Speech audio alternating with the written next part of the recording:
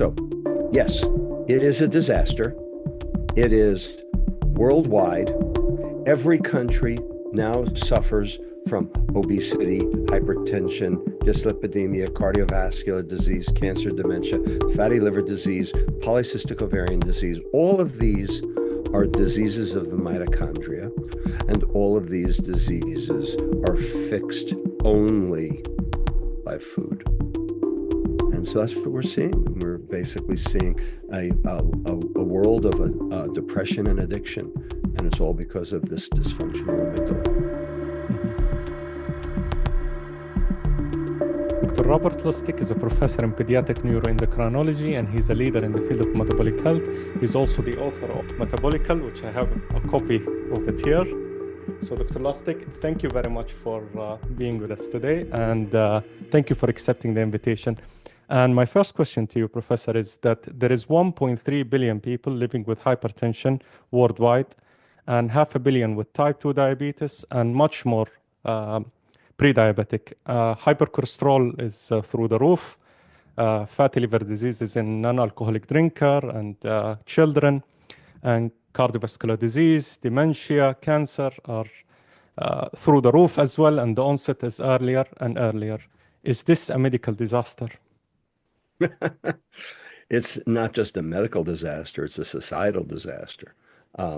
This is the biggest problem this side of climate change. And by the way, it's related to climate change. If we solve this problem, we would solve climate change too. So, yes, it's a disaster. It is a pandemic. We have a pandemic of systemic health problems, which you just rattled off. We also have a pandemic of mental health problems, depression, schizophrenia, bipolar disorder, anxiety. We also have a pandemic of societal health problems, violence, bullying, and of course, climate change. And so the big question is coincidence or related? And I would argue very related. And I would actually argue that all of them have a common antecedent. And the common antecedent is actually up here. Okay? A dysfunctional amygdala. Now, what is the amygdala? The amygdala is that part of your brain which senses threat. Okay, now, in the old days, we used to call it the fear center of the brain. Then we realized, no, it's more like the 24-hour sentry looking for problems in the world.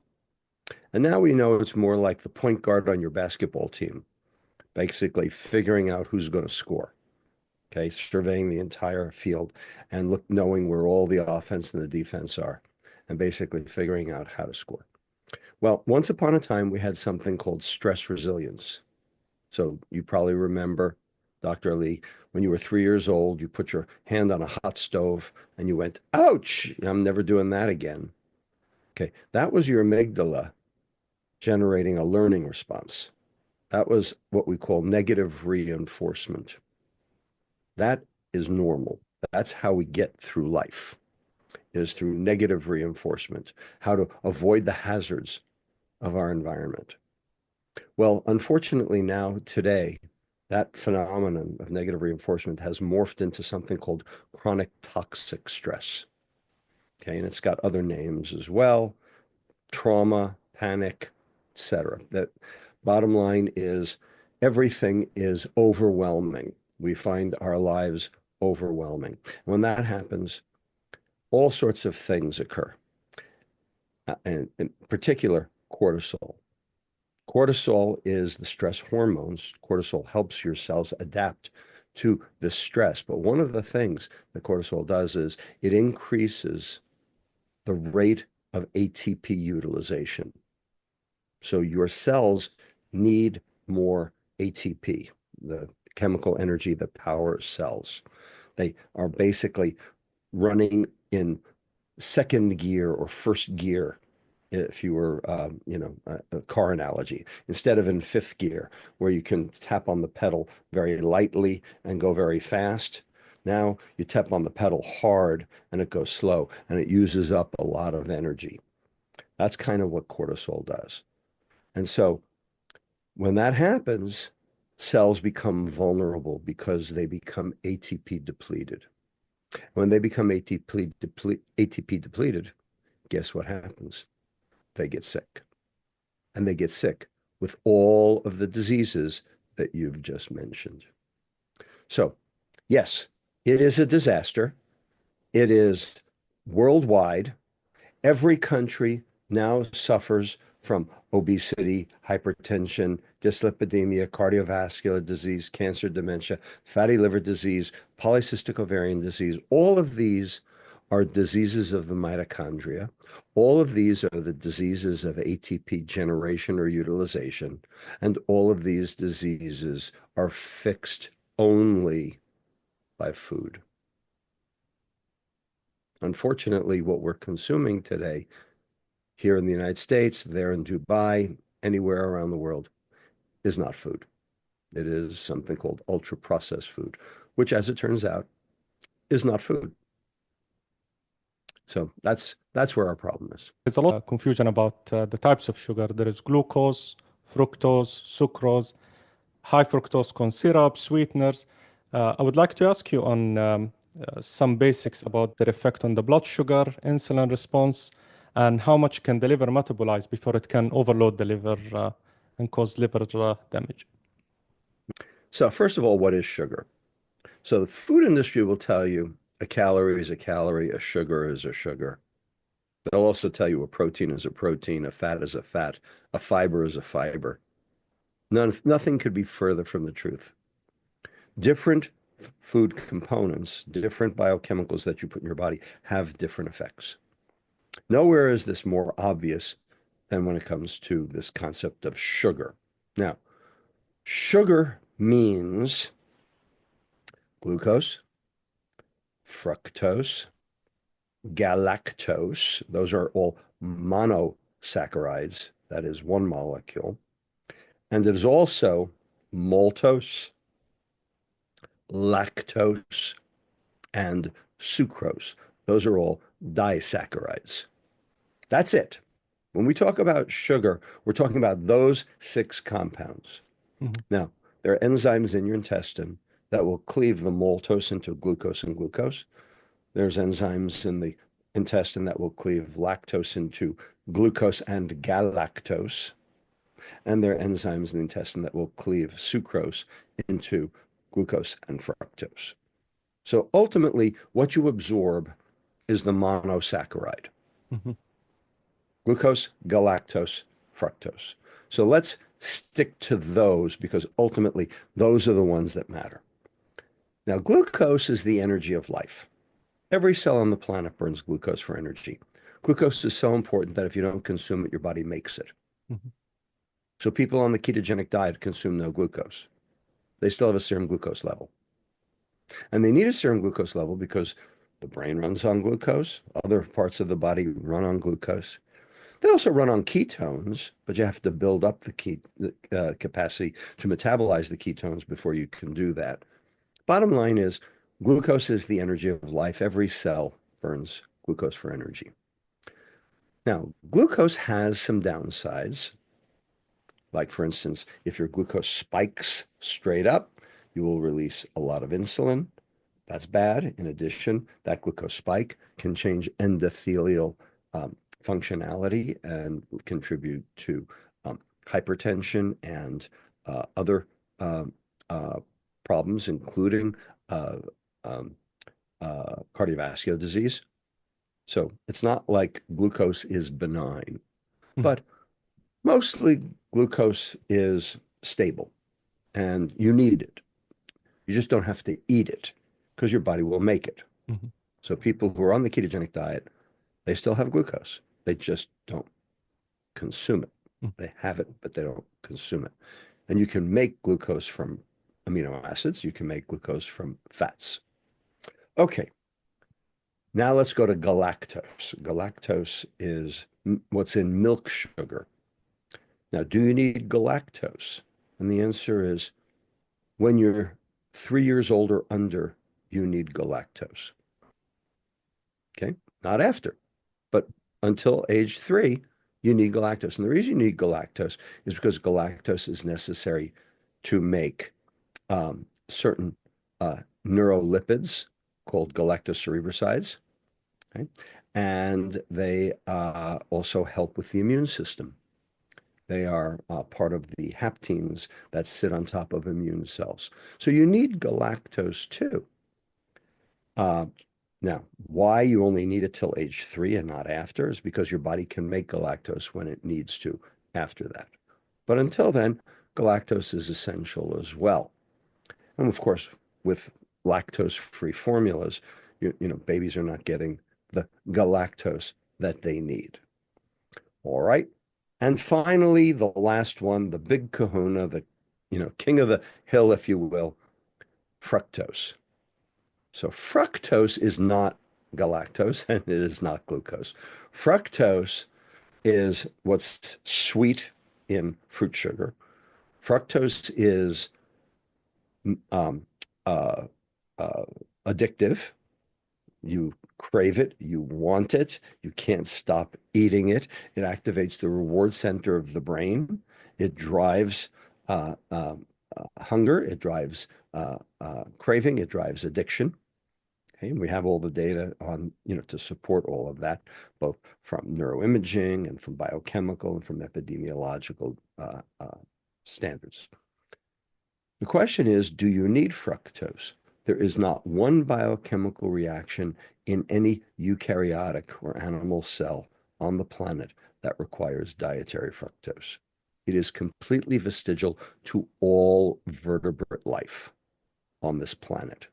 It is completely unnecessary, yet we are awash in it. And it's addictive, and worse yet, it actually inhibits mitochondrial ATP generation. It causes your mitochondria to work less well. It inhibits 3 separate enzymes that are necessary for normal mitochondria to function. It inhibits AMP kinase, the fuel gauge on the liver cell. It inhibits ACAD-L, acyl-CoA dehydrogenase long chain, necessary to burn fatty acids into 2 carbon fragments. And finally, it inhibits CPT1, carnitine palmitoyl transferase 1, the necessary that regenerates carnitine, which is necessary to burn those fatty acids for ATP in the first place. Bottom line, fructose is a mitochondrial toxin. Now, it's everywhere. It's sweet. It's what our plant ancestors used for energy, but it is not what we use for energy. Now, the food industry will tell you that fructose is ready energy. Hardly. Fructose actually depletes your energy. And that's one of the big myths that has to be rethought. Now, one of the reasons they say that fructose depletes your energy is if you are a football player or a soccer player on the pitch, on the gridiron, and you've been running around for 3 hours at a time, and you are glycogen depleted, if you consume some fructose, say in the form of Gatorade, that fructose, there's a backdoor pathway that will actually make glycogen. So you can replete your glycogen from fructose. That is true. And so if you're a sports enthusiast or an athlete, fructose can help you replete your glycogen faster. And that can be good. So there is a potential value to sports drinks containing fructose for people who are glycogen depleted, but only for people who are glycogen depleted. If you are not glycogen depleted, you don't do that. And what happens instead is that the fructose goes from inside the cell, gets imported into the cell, goes straight down to the mitochondria. The mitochondria become overwhelmed, can't handle the onslaught of that extra energy, and it throws it off as citrate, and that citrate then gets turned into fat. And now your liver is taking sugar and turning it into fat. This is a process called de novo lipogenesis, new fat making. Now that fat may make it out of the liver cell, in which case now you have hypertriglyceridemia. You have triglycerides floating around in your bloodstream, which can contribute to heart disease or obesity. Or It won't make it out of the liver, in which case now it's precipitated as a lipid droplet, and now you have fatty liver disease. And 25% of children in America, not obese children, all children in America now have fatty liver disease. Yeah. This is a disease we'd never seen before 1980. Mm-hmm. It was non-alcoholic fatty liver disease. If you had fat in your liver, you were an alcoholic. But kids don't drink alcohol. But 25% of them have fatty liver. And the reason is because the fructose is metabolized in the liver virtually identically to that of alcohol. And therefore, we see children now getting all the diseases that we attribute to alcohol, like type 2 diabetes and fatty liver disease, because sugar is the alcohol of the child. And that's what we give them at breakfast. So this is the problem. And when you say fructose, is it the same as high fructose corn syrup, or there is difference between the two, what the food industry are adding? So depends on where you are in the world. High fructose corn syrup is something we have here in the United States. They have it in Japan, and they have very limited exposure in certain parts of Europe. For the most part, high fructose corn syrup is not in Asia. It is, not around the Pacific Rim. Australia doesn't have it. I don't believe the Middle East has it. This is something exclusive to us. The question is it worse? And the answer is the studies that have been done pitting high fructose corn syrup against sucrose show no material difference. They are in effect the same. And the reason is because the enzyme in your intestine that cleaves the sucrose into the two molecules, glucose and fructose, once it does that, then high fructose corn syrup and sucrose are the same once the two molecules get cleaved apart. And that happens in about a nanosecond. So it shouldn't surprise anyone that there are no material physiologic differences between sucrose or table sugar and high fructose corn syrup. The problem with high fructose corn syrup is not because it's metabolically worse than sucrose. The problem with high fructose corn syrup is that it's cheaper than sucrose. And because it's cheaper, the food industry had carte blanche to put any amount in any food they wanted. Also because it's liquid, because the two molecules are already separated, they're all free. Unbound. It's much higher solubility. So they can use a much higher concentration and it won't precipitate out. It won't, crystallize out. Okay. Have you ever had a cookie that had too much sugar when it was baked? It can sort of taste some kind of gritty. Okay. Mm-hmm. But when you make a cookie with high fructose corn syrup, like Chips Ahoy, okay, and it becomes a chewy cookie, I mean, you can sell it as that. And that's actually becomes a feature, not a bug. And so it's not that high fructose corn syrup is metabolically worse. It's that it's economically worse Mm-hmm. because it's cheaper. Hypertension is a very complicated disease. So many factors involved, so many hormones, so many Indeed. organs. Um, to the best of with your endocrinological experience and as a neuroscientist, what is the best explanation for hypertension? It, and I couldn't agree more. Hypertension is very complex. I'm not going to argue that. There are many things that go into hypertension. Think of it this way. In 1974, when I was, getting close to starting medical school, um, you would go to the doctor and you'd have hypertension, and your doctor would give you a thiazide diuretic, a low salt diet, and pray. That's all there was. Okay. A diuretic, a low salt diet, and pray. And we didn't do very well. A lot of stroke. yes, Okay? Today, we have about 20 different mechanisms for the development of hypertension. We have about 85 to 100 different drugs that take advantage of these various physiologic symptoms. All true. Yet we still have a problem with hypertension. It hasn't actually solved the problem, has it? And so the question is, what is that? Now, there are specific syndromes of hypertension that are unique, like, for instance, the Goldblatt kidney, high renin hypertension, like aldosterone secreting tumors, low renin hypertension, okay, and many, many things in between. But this does not really solve the pandemic of idiopathic, meaning we don't know what causes it, hypertension. And I think that's what you're referring to today, is this idiopathic hypertension.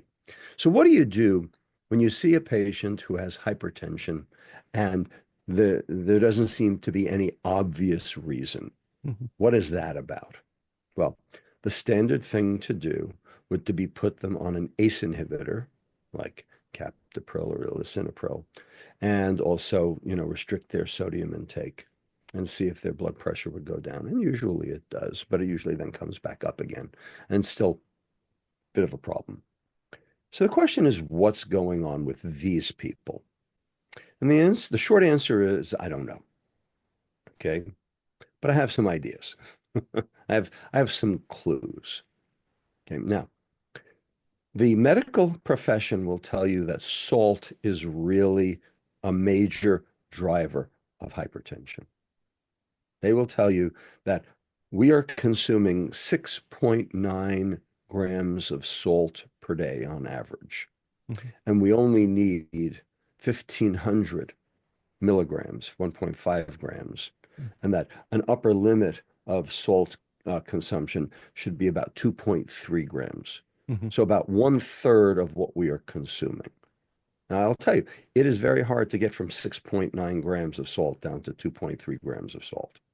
That is very hard to do because the food tastes crappy when you take that much salt out of it. And Yeah. so people don't do it.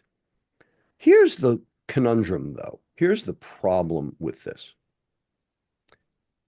Our ancestors, before refrigeration, before the 1920s, they would go in fishing boats and fishing trawlers from, northern New England or, out into the Atlantic Ocean. And they would fish and they would catch big fish and they'd be out for months at a time. And then they would have to bring the fish back and sell it. All right. Now, they didn't have refrigeration. How did they keep the fish fresh? They didn't have a bunch of tanks on the ship, you know, uh, where the fish were swimming around inside the tanks. How did they keep these dead fish from spoiling? They packed them in salt. Mhm. They salt cured them. Okay. So our ancestors, on average, were consuming 15 grams of salt per day. 15 grams. Okay. We're consuming 6.9. We're consuming less than one half the salt that our ancestors consumed. And they did not have a problem with hypertension. So, how do you explain double the salt and less hypertension if salt is the reason for the hypertension? This is a conundrum. And the reason is because it is true that salt can increase blood volume if you're holding on to it, if you're holding on to uh, the sodium at the level of the kidney and keeping it in the bloodstream, then by definition, you're holding on to water, in which case, then you're increasing the blood volume, in which case, you're increasing the blood pressure. Okay. All of those things are true, provided your kidney cannot excrete the salt. The point is that up till 1920, our kidneys were excreting the salt. Now they're not. What happened to our kidneys that all of a sudden now we can't excrete a salt load? Insulin. That's the real question. That is the question that matters here.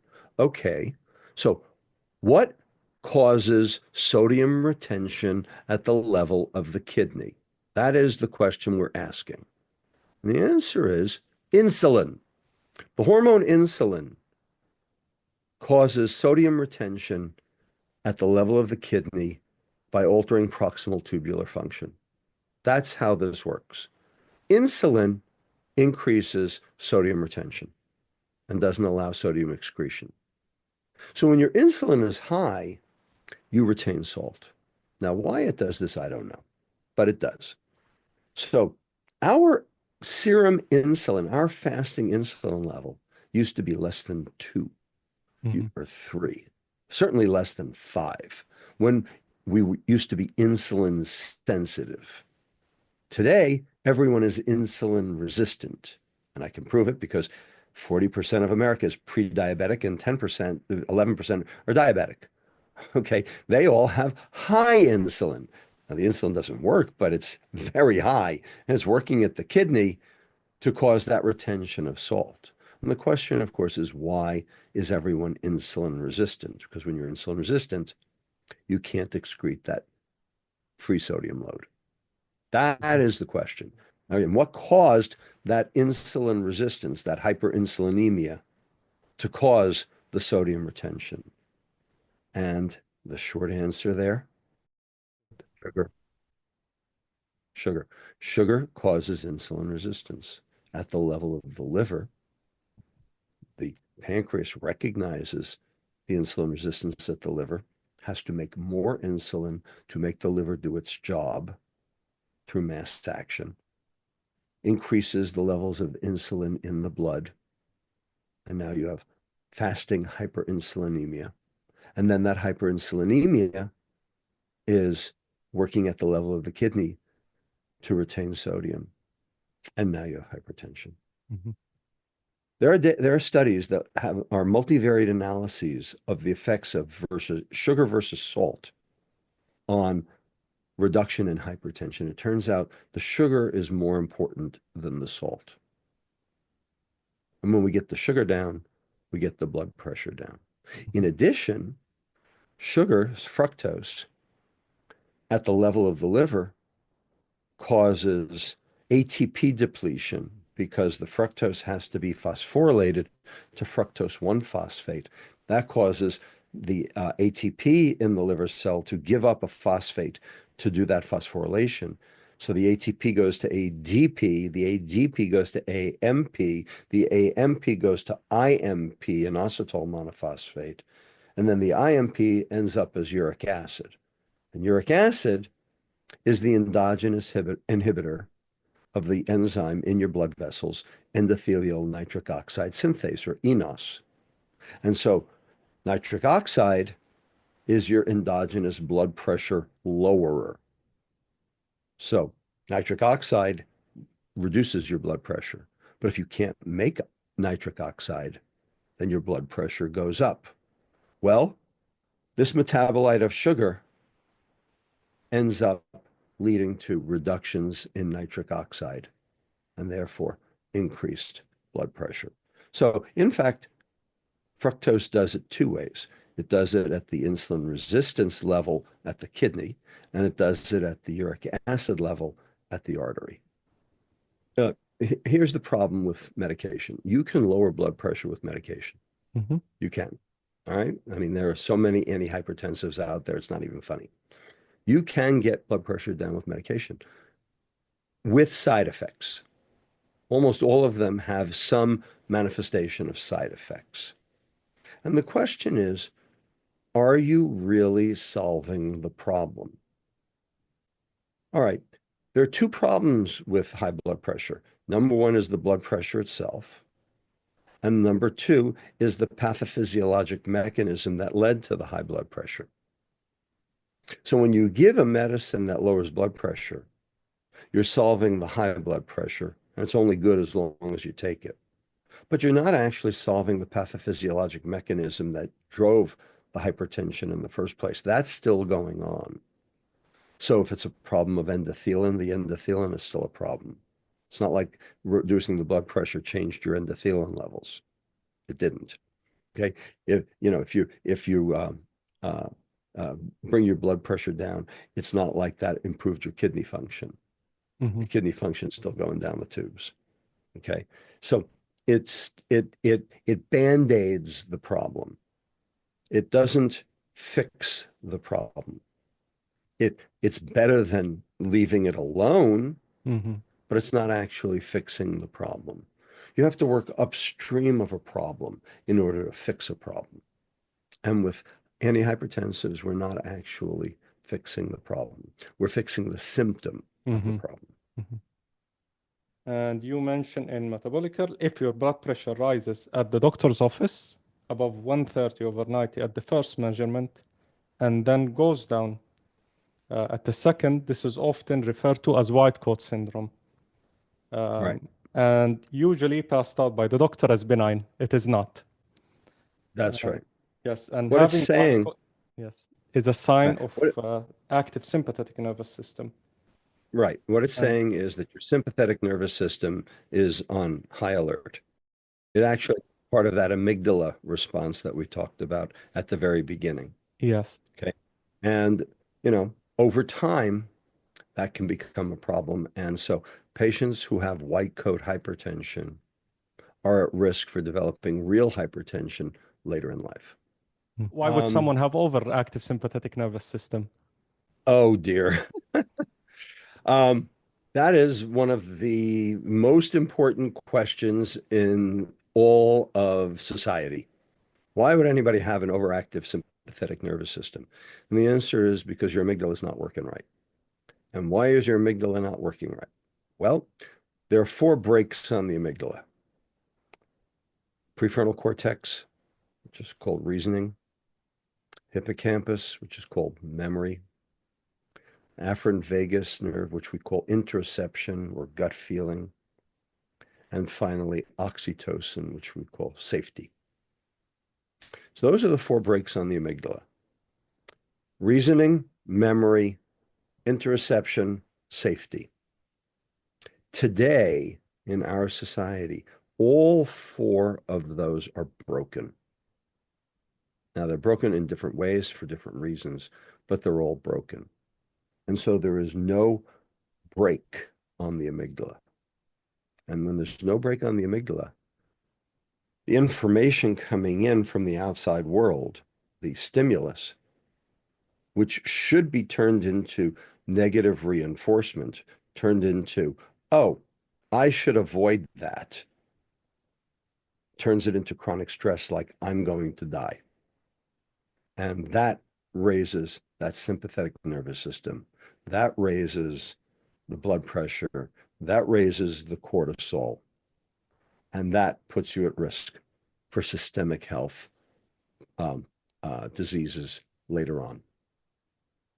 And we're seeing it all over the world. The most obvious place, a study that was done that demonstrated this was the Whitehall 2 study in the UK.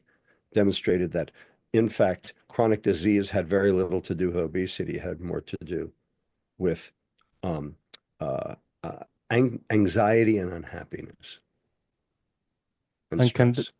Mhm. And can that spike in blood pressure causes vessel damage and organ damage?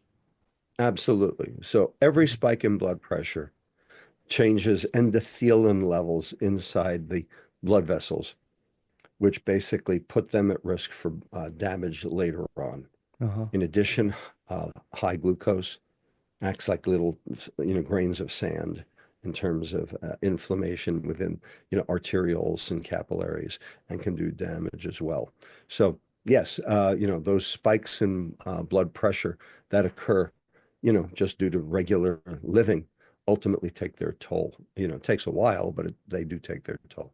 Uh-huh. And yet there is no guidelines for medication for these individuals. For an overactive sympathetic nervous system, we don't have any drugs for that. No, no, we don't have any drug for that. There's no drug on the planet for that. And what do you Okay. recommend for these people? Well, that's a good question. I'm actually writing a book about that right now Yes. called Freeing the Hostage Brain. It'll be out in about 2 years to address this exact question. It's part of the reason why I'm, focused on it. And the issue is that this is a societal issue. This is not a medical issue. And, we used to be able to manage our stresses, and now we are not. And the only way to fix it is to fix the four breaks, the reasoning, the memory, the interception, the safety. And each of these are a problem at different, due to different stimuli, different problems in our environment. Um, you know, when it comes to safety, usually that's an epigenetic problem that relates back to childhood. like adverse childhood experiences. Interception may be due to food, like for instance, serotonin levels in the gut that ultimately reach the brain. Um, uh, Tryptophan levels, that get metabolized in the liver to a substance called kyuranine, which then gets turned into quinolinic acid, which causes its own damage. Instead of it going to the brain and being turned into serotonin, where it can do some good. Um, the hippocampus is slowly but surely shriveling away under the weight of cortisol, in part because the hippocampus is the most energy intensive part of the brain, and cortisol makes you need more energy and you can't supply it. And so the hippocampus is involuting and becoming smaller, and the amygdala gets bigger. And finally, the prefrontal cortex. And the prefrontal cortex is your reasoning. And basically, dopamine puts that to sleep, Hmm. basically makes it non-functional. I want it now. I can't delay. Basically, prefrontal cortex is all about cognitive inhibition, being able to say, I can avoid that stimulus. But when your PFC doesn't work, then you can't avoid it. And so that's what we're seeing. And we're basically seeing a world of depression and addiction. And it's all because of this dysfunctional amygdala. Hmm. Of autoimmune Oh disease. boy. How does insulin resistant or hyperinsulinemia contribute to autoimmune thyroid disease? Well, I will tell you right now, I do not know. Okay, making that very, very clear, straight up. I do not know. There are theories out there for how this happens, but I cannot tell you the answer. Okay, so I have to qualify everything I say about autoimmune disease with a big I don't know. Now, having said that, I do know about some possible mechanisms that are, being discussed. Okay, but they're only possibles. We don't have proof of any of them yet. Okay, so the question is, yes, autoimmune disease is going up in all, demographic groups that we've looked at. And the question, of course, is why? Well, autoimmune disease is a manifestation of your immune system going haywire. And we used to say that that was number one, genetic, because it tends to run in families, and it does. We used to say it was sex dependent because women get 9 times the autoimmune disease that men do. That's also true. And so we used to leave it at that. And the question still was, well, but what causes it? And we don't know the answer to that. But we do know a few things. Um, when you have an autoimmune disease, you have identified some aspect of your body as foreign, and your immune system mounts an immune response against that foreign material. And the question is, how come that happened? So one thing we know is that there are certain cells that are sensitized to this. And that could be genetic, but it seems to be happening in people where it's not necessarily genetic. Is there something else that could be increasing immune responsiveness? And the answer is possibly. Something else that's going on with everyone is we're all inflamed. So if you measure high sensitivity C reactive protein in large populations, it's much higher than it used to be, suggesting that there is some modicum of inflammation that is going on. So where is that inflammation coming from? Almost assuredly, the answer is the gut, because the gut is where, first of all, most of our immune cells are. 70% of our immune cells are in the intestine. Okay. And that is the way that most of the environmental stimuli that could precipitate autoimmune disease enter our bodies is through the gut. It's not entering through the air. It's not entering through the skin. I mean, it might, but most of them are entering through the gut. And we know that diet plays a very significant role in gut immunology, in immunometabolism. Your gut is a sewer. Okay, that I know. So what's a sewer? A sewer is a pipe with you know what in it, with junk in it. All right. Now, the goal of the intestine is to extract the goodies out of the junk and leave the rest of the junk in the lumen of the intestine so it goes out your behind. That's what this sewer is supposed to do. In order to do it, it has three, count them, three barriers for the junk, to keep the junk where it belongs. The first barrier, the mucin layer. So a layer of mucin that sits on top of the intestinal epithelial cells that acts as a physical barrier between the intestinal cells and the junk, right? Physical barrier. Second barrier, a biochemical barrier. Okay, proteins that hold the intestinal cells together so that the junk, the stuff in the junk can't pass through to get from the lumen into the bloodstream. Okay, we call those tight junctions, the most common of which are zonulins, like in celiac disease. And then the third barrier is the immunologic barrier. Okay, so you've got all of these cells sitting there in Peyer's patches and throughout the entire intestine. Most of them are called Th17 cells, and they make a cytokine called IL-17. And for the most part, Th17 cells are very good at battling back bacteria. Okay, but they're not as good at, battling back some other things. And so there's, a give and take as to what you're good at versus what you're not good at. All right. So you need these three barriers. You need the um, mucin layer, you need the tight junctions, and you need the immunologic barrier, the Th17 cells. And you need them all to be working right. Is there something out there that can damage all three barriers at once? And the answer is, oh yeah, there sure is. What is it? What do you think it is, Dr. Lee? Sugar. Yep, it's sugar. It is sugar. So if you consume high fructose without fiber, which is ultra-processed food, okay, you are not feeding your intestinal microbiome. And if you don't feed your intestinal microbiome will feed on you. It will actually strip that mucin layer right off the intestinal epithelial cells. And you can actually see on electron microscopy the apposition of those bacteria on the intestinal epithelial cell directly. And that ultimately leads to irritable bowel syndrome, inflammatory bowel disease, bloating, pain, etc. We basically call this small intestinal bacterial overgrowth, SIBO, okay, because of the destruction of the physical barrier in the intestine, in part because those bacteria did not get fed because of the lack of fiber and the increase in sugar. Okay? Now, in addition, we have those zonulins. We have those tight junctions that hold things together.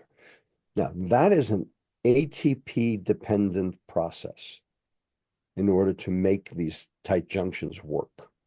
If you deplete ATP in the intestinal cell, they slowly but surely relax, and they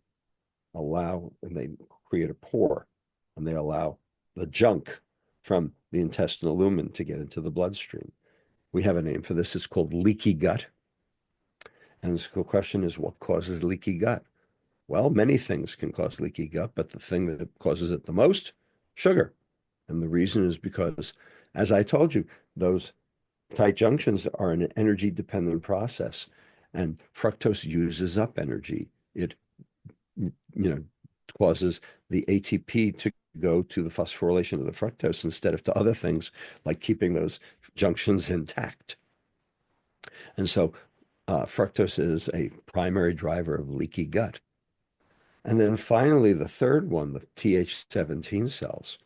So it's been shown by a group at Columbia, Awano, I think it's, yeah, Awano, that when you go from a real food diet to a high-fat diet, ketogenic diet, the Th17 cells are fine.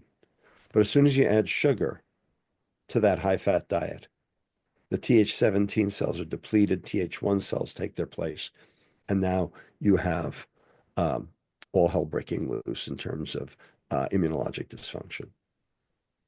So sugar, that molecule fructose, destroys all three barriers all at once. Now, is sugar the cause of thyroid disease? I didn't say that. I don't know what the cause of thyroid disease is. I agree, yes, thyroid disease is going up. Is it possible that this plays a role? I don't know. Okay, I think we have a long way to go before we answer that question. There are a lot of people working on the autoimmunity of thyroid disease. Why do Turner syndrome patients get it? Why do women get it more than others? There's a lot of questions about autoimmune thyroid disease. I am not prepared to answer them today. I am prepared to say that leaky gut is a big problem and seems to be associated with both autoimmune disease and also with increasing incidence of food allergy. And the reason is because the gut is supposed to be separate from the body. But because of these changes in the intestinal barrier, now stuff gets from the lumen into the bloodstream. And that basically can set off all sorts of immunologic dysfunction. That I am prepared to say. About the CGM, how should we interpret CGM? What is the normal glucose level during sleep, pre-meal, Oh boy. post-meal, while you're at home, during your activity? How My should it first, be interpreted? all right. So, first of all, full disclosure, I am an advisor to a company here in the United States called Levels Health. Hmm. And the job of Levels, it's a software company that works with both the Freestyle and the Dexcom Yes. to basically take the information that those CGMs are providing and turn it into information you can use to alter your diet, alter your exercise pattern, alter your sleep to try to improve metabolic health. So, you know, you know, conflict of interest there. So, keep that in mind. Mhm. Having said that, uh, there's no question that keeping your glucose constant and your insulin constant is good for metabolic health. It's good for your cells. It's good for you. And obviously, every time you eat, you're not doing that. Every time you eat, your glucose is going up, your insulin is going up, and that has physiologic consequences. But that doesn't mean your glucose has to go up as high or your Mhm. insulin has to go up as high. And so it has been found that keeping your glucose and your insulin relatively low has metabolic benefits in terms of energy, in terms of fatigue, in terms of weight, because every time your insulin goes up, that means your weight goes up because insulin drives energy into fat tissue. So keeping your insulin as low as possible is a directive. It's a good thing. And so it's important for you to know what foods do what to you. Mhm. And so that's the point of a CGM. So you can basically know, oh, berries I can eat, but pineapple I can't. Or whole grain bread I can eat, but cereal I can't. Or any, combination thereof. So you can basically learn how your body processes various foodstuffs. Oh, taking vinegar before, in a salad before I eat my meal keeps my blood glucose low, as opposed to not. All of these things make a difference in terms of glucose excursion and therefore insulin excursion. Mhm. And it has now been shown by several people that keeping your glucose down ultimately has, metabolic benefits that outlast that one meal. So that's a reason for CGMs, and I'm for them. There are plenty of people in the medical field who think that this is a canard, that this is uh, just a way of selling junk to an unsuspecting public. I do not think that's true. I think there is value to be had from this. But the question is, you have to know what you're looking at and you have to know what you're doing. And most of the time, people don't. That's one of the reasons why I'm a big fan of levels, is because it basically helps you process the information in a way that helps you alter your behavior. For CGMs to work in this venue, for CGMs to alter your behavior, okay, three things have to happen, and they have to happen perfectly. Acquisition, you have to get the data, and it has to be accurate. Integration, okay, the programs within the module have to be able to actually interpret what these changes in blood glucose mean, both in terms of amplitude and frequency. And then finally, third, dissemination. The information has to be brought back to the patient in a way that they can actually use it to modify their behavior. Now, that's a lot to be able to do. The good news is I think Levels does that very well. But some of the other products that are out on the market right now do not do that very well. And if you don't do it very well, then number one, you might do the wrong thing. And number two, you might not do anything, in which case then it looks like they're useless because you didn't do anything. So this is a complex field that's still sorting itself out. We have data from Levels that I actually, speak about in public that, argues that sleep is better, that weight is better, and that glucose excursions are better, that have important, meaningful downstream effects. Mm-hmm. So in general, we think that a normal fasting glucose should be between 60 and 100. Mm-hmm. Now, there are people who have fasting glucoses lower than that, and they're still normal. There are people who have fasting glucoses higher than that, and they're still normal, but not too many. 60 to 100. And really, I would say focus 70 to 80.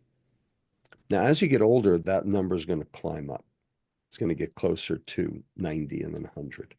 What I can say is that if you have a fasting glucose over 90, your beta cell in your pancreas is not keeping up. That's a problem. That's a warning sign. Now, no one will tell you that a glucose level of 90 is bad. It's not. But it's a marker. It's a harbinger. It's telling you that your beta cell isn't doing what it needs to do in order to keep your glucose at 80 or 70. All right. So a glucose of 90 will translate into a hemoglobin A1C of about 5.3, 5.4. People say that's a normal hemoglobin A1C. Well, it is. Okay. But it's still telling you that you're on your way up that ladder. And so you can actually predict metabolic disease even years before by looking at these very specific, nuanced changes in your metabolic status, if you know what to look for. So we do that at Levels, and we hope that we can supply that information to people in a way they can use. What if someone has fasting blood sugar above 100? If your fasting glucose is over 100, there's something wrong. Okay, there's something wrong. 90 to 100, maybe there's something wrong. Hard to know for sure. If your fasting glucose is above 100, something wrong. And the question is, what is that something? Well, in order to figure it out, you sort of need to know, well, what does your blood glucose do when you eat a meal? What does your blood glucose do when you eat a glucose, have a glucose load?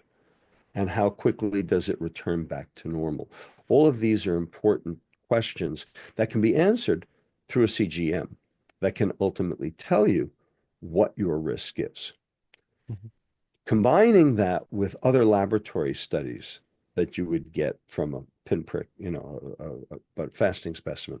So for instance, a uric acid for the reasons we discussed, in terms of hypertension, with an ALT, which can tell you about liver fat, with an ApoB, which will tell you about how the liver is processing carbohydrate into fat, okay, and with a fasting insulin level, which, you have to get separate from, because Levels doesn't measure insulin, it measures glucose, but glucose is a proxy. You can basically, generate an algorithm that will tell you what's going on, what the problem is, and what you would need to do about it. So we're very proud of that.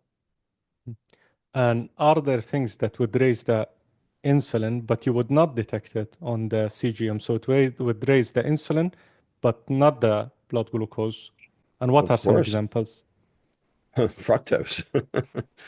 So fructose does not raise the blood glucose, Mhm, but it causes significant insulin resistance. mhm, And so you won't see it necessarily on the CGM, but if it's raising the blood insulin, that's bad. Because So, insulin in and of itself is a growth factor. mhm, Insulin causes cell growth. And so, um, it can cause cardiovascular smooth muscle cell growth, like inside the coronary arteries, increasing your risk for heart attack. It can increase glandular cell growth, which increases your risk for cancer, breast or colon. Okay. Insulin's a bad guy in the story. The goal is to keep your insulin down. You got to keep your glucose down to improve microvascular disease, and you have to keep your insulin down to improve macrovascular disease. Both are important. We tend to ignore the macrovascular for the microvascular because we have a glucose monitor. But the fact is, the insulin matters just as much. mhm. And also, I have your other book, which we didn't have the chance to cover, The Hacking of the American Mind. It's an incredible book, and it gives a lot of perspective about dopamine. It changed my view on dopamine. So I would like to thank you very much, and I would like to let you know that your message has reached us here, thousands of kilometers away, and we will be spreading it here while you continue your incredible work globally. I very much appreciate it. For your audience, the diabetes and obesity epidemic in the Middle East is absolutely off the charts. Yes, I have been yes. work I have been working with a Middle East food company called Kuwaiti Danish Dairy Company, which you're probably familiar with, KDD, to actually improve the metabolic health of their products, very specifically with the precepts of protect the liver, feed the gut, support the brain. And KDD has turned over 10% of its portfolio over the last 2 years to promote metabolic health. They want to be part of the solution, not part of the problem. And what this showed us, this exercise, was that it's not ultra processed foods the problem. It's our current ultra processed food that is the problem. You can actually improve the health qualities of ultra processed food and make them healthier. So that's, something that, your audience there in the Middle East should be aware of. Mhm. And hopefully more companies from the Middle East, Saudi, and the UAE, and other internationally as well will come out as well and do the same, follow the same route as KDD. That is the hope. Okay, well, it's been a pleasure, Dr. Lustig. Let me All right. stop Thanks for having this. me.